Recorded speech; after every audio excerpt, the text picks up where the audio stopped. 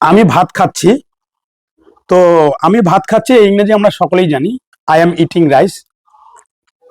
I am eating rice. কিন্তু যখন বলবো এক মুঠো ভাত, এই যে এক মুঠো ভাত ইংরেজিতে কি বলবো?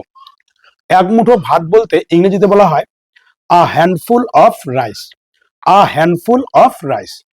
তাহলে এবার যদি বলি আমাকে এক মুঠো ভাত দাও, give me a handful of rice. Give me a handful of rice. এবার যদি বলি আমাকে এক হাতা ভাত দাও, এই যে এক হাতা ভাত, এই যে এক হাতা ভাত, এই এক হাতা ভাতের ইংরেজি হলো a ladle full of rice. A ladle full of rice, অথবা আমরা বলতে পারি one ladle full of rice.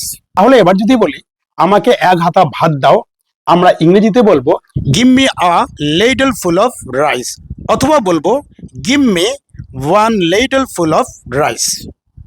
এবার যদি বলি আমাকে একটু ভাত দাও, একটু ভাত দাও, সেক্ষেত্রে আমরা ইংরেজিতে বলবো give me some rice.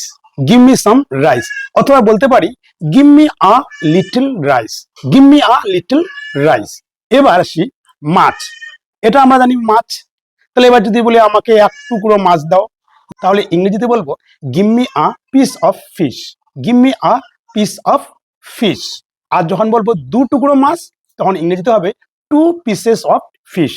Two pieces of fish. আমাকে দু টুকরো মাছ দাও, give me two pieces of fish. এবার আসি লবণ। লবণ এখানে যদিও নাই, লবণের ইংরেজি আমরা সকলেই জানি সল্ট। এবার যদি বলি এক চিমটে লবণ দাও, সেক্ষেত্রে আমরা ইংরেজিতে বলবো give me a pinch of salt. Give me a pinch of salt, মানে আমাকে এক চিমটে লবণ দাও। এবার যদি বলি আমাকে এক চামচ লবণ দাও, সেক্ষেত্রে আমরা ইংরেজিতে বলবো give me a spoonful of salt. Give me a spoonful of salt. বাবা।